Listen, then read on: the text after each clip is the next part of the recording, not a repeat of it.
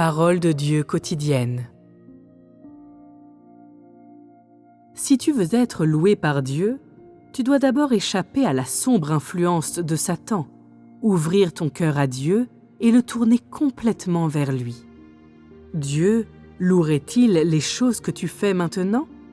As-tu tourné ton cœur vers Dieu? Les choses que tu as faites sont-elles ce que Dieu exige de toi? Correspondent-elles à la vérité?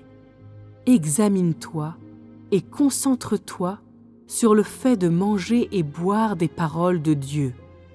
Ouvre-lui ton cœur, aime-le avec sincérité et dépense-toi pour Dieu avec dévouement.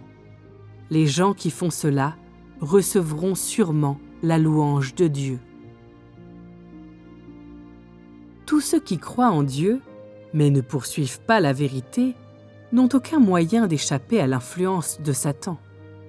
Tous ceux qui ne vivent pas leur vie avec honnêteté, qui se comportent d'une certaine façon devant les autres, mais différemment en dehors de leur présence, qui renvoient une apparence d'humilité, de patience et d'amour, alors qu'ils sont, en substance, insidieux, rusés et n'ont aucune loyauté envers Dieu, de tels hommes représentent typiquement ceux qui vivent sous l'influence des ténèbres.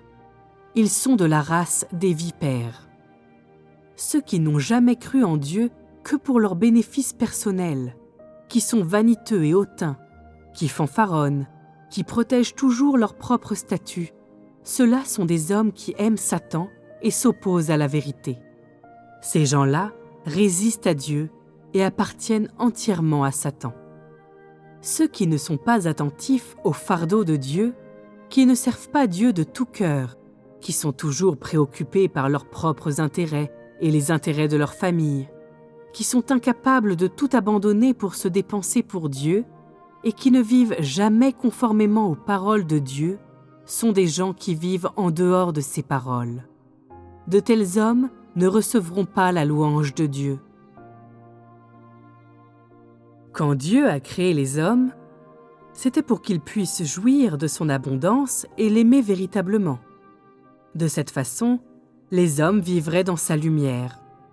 Aujourd'hui, tous ceux qui sont incapables d'aimer Dieu, qui ne sont pas attentifs à ses fardeaux, qui sont incapables de donner pleinement leur cœur à Dieu, incapables de faire de son cœur leur propre cœur, incapables de supporter ces fardeaux comme s'ils étaient leurs propres fardeaux. La lumière de Dieu ne brille pas sur ces hommes, et tous ces hommes, par conséquent, vivent sous l'influence des ténèbres.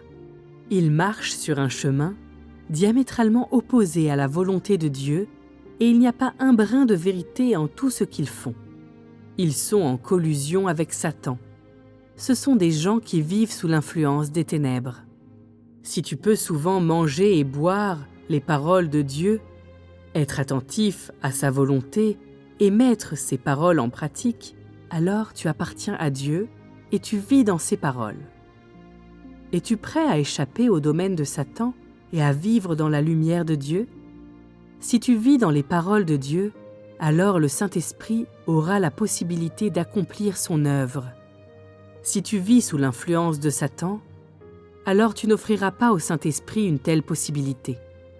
L'œuvre que le Saint-Esprit accomplit dans les hommes, la lumière qu'il fait briller sur eux et la confiance qu'il leur donne ne durent qu'un moment. Si les hommes ne sont pas prudents et ne prêtent pas attention, alors l'œuvre du Saint-Esprit leur échappera. Si les hommes vivent dans les paroles de Dieu, alors le Saint-Esprit sera avec eux et œuvrera en eux.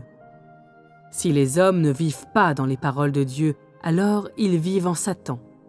Si les hommes vivent avec un tempérament corrompu, alors ils n'ont pas la présence ou l'œuvre du Saint-Esprit. Si tu vis dans les limites des paroles de Dieu, et si tu vis dans l'état que Dieu exige, alors tu lui appartiens, et son œuvre sera accomplie en toi. Si tu ne vis pas dans les limites des exigences de Dieu, mais vis plutôt sous le domaine de Satan, alors tu vis certainement dans la corruption de Satan. Ce n'est qu'en vivant dans les paroles de Dieu et en donnant ton cœur à Dieu que tu peux répondre à ses exigences.